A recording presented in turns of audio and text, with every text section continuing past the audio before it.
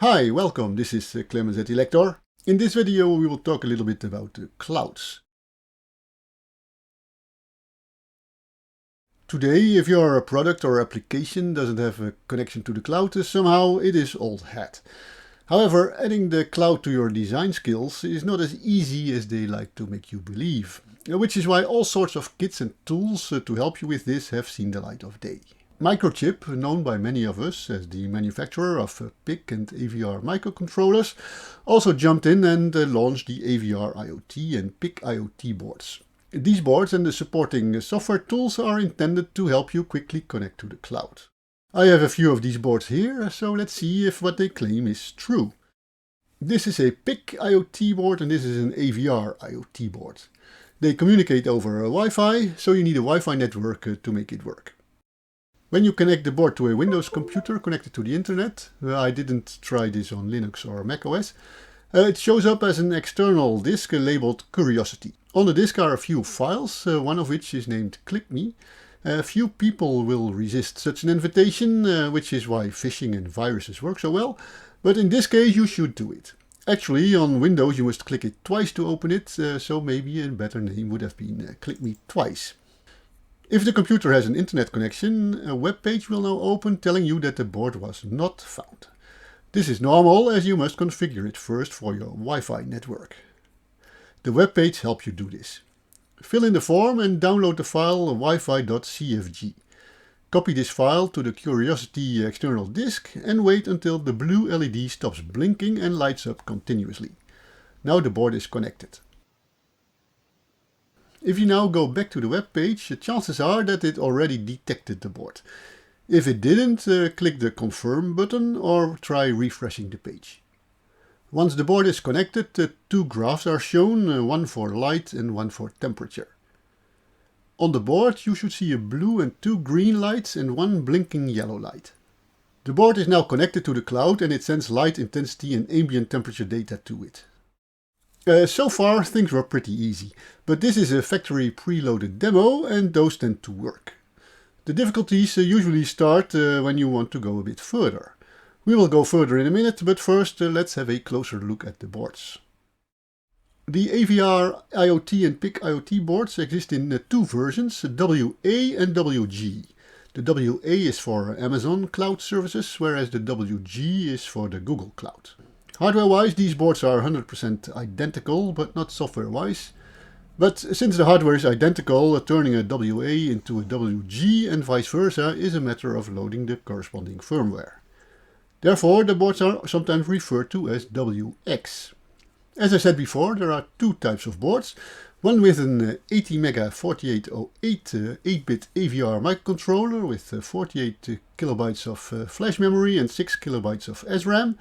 The other has a PIC24FJ128GA705 16-bit XLP microcontroller with 120 kilobytes of flash memory and 16 kilobytes of SRAM. Basically, this is the only important difference between the two boards. The PIC version has more horsepower than the AVR version. Both boards have an onboard debugger programmer, a battery charger port, a light sensor, a temperature sensor, an AT-Wink 1510 Wi-Fi module. They also have a so-called secure element in the shape of an AT-ECC608A crypto authentication device. The Wi-Fi module and the secure element take care of processing and resource intensive things, like the communication stack and encryption, allowing a small 8-bit AVR controller to connect to the cloud and still let it do useful things at the same time. The boards also have a microbus compatible extension connector, so you can connect other peripherals to them too. And this is exactly what we are going to do now. I happen to have a motion click board, a little extension module with a peer motion detection sensor on it. So let's see if we can make one of these IoT boards use it. The motion click is easy to use. It has only one output and an enable input. Make sure to plug it on the right way. The chamfered corner should be above the white line here. Depending on the board, you must first install a toolchain. For the AVR version, I used Atmel Studio 7. For the PIC board, I used MPLab X. I also tried to use MPLab Express, the cloud-based online compiler, but it didn't import the project properly. MPLAB X can also handle AVR devices, but I didn't try that. There is plenty of documentation for these boards on the Microchip website, but there is more on their GitHub page. This is also where you can find the source code for the preloaded demos that we are going to modify. After downloading the project, you import it in the toolchain. As the demos for both boards are identical, the projects are very similar. The only important difference is the microcontroller, and therefore the way to control the board's extension pins depends on the microcontroller. I'll show it here for the PIC-IoT board. The modified code for the AVR can be downloaded from the link in the description below. There are only a few files to edit. Let's start by defining the GPIO pins needed for the extension board. You do this in pinmanager.h. In the Atmel Studio project you must also add stuff to the pinmanager.c file. For the PIC, GPIO pin RB7 is connected to the motion detector's output and therefore must be configured as an input. The enable input is on GPIO RB15, which must be configured as an output. For the AVR board, PD6 must be the input and PA0 must be the output. After setting up the I/O ports, we must add a driver for the motion click module to read its output and control its input. The best place to do this is in the file sensorshandling.c, which also has the drivers for the light and temperature sensors. The driver is simple. The output of the motion sensor stays high for about 2.5 seconds after detecting a movement. The demo application reads the sensors once per second, so all it has to do is read the motion sensor's output. No interrupts are needed as detections cannot be missed this way. The driver must also be initialized to configure the GPIO ports and to enable the motion detector module. The header file sensorshandling.h must export the prototypes of the new functions so we can use them elsewhere in the program. Elsewhere in this case is in the file applicationmanager.c. Here we add a call to the driver init function to the function applicationInit. Reading the sensors is done in the function sendToCloud. We simply add a parameter to the string that is sent to the cloud. This is in JSON format, so make sure you get the quotes right and don't forget the colon. The IDE detects the board when it is connected, and so we can simply build the program and upload it to the board. After resetting the board and opening the Click Me page, you should now see 3 graphs instead of 2, as a motion graph has been added automatically. That was easy, right? Now comes the uneasy part, but that's the fault of the cloud service providers. Although it is nice to see your data on a Microchip demo web page that you cannot change in any way, it would be much nicer if you could access the data in the cloud yourself. This is of course possible, but requires that you create your own cloud account.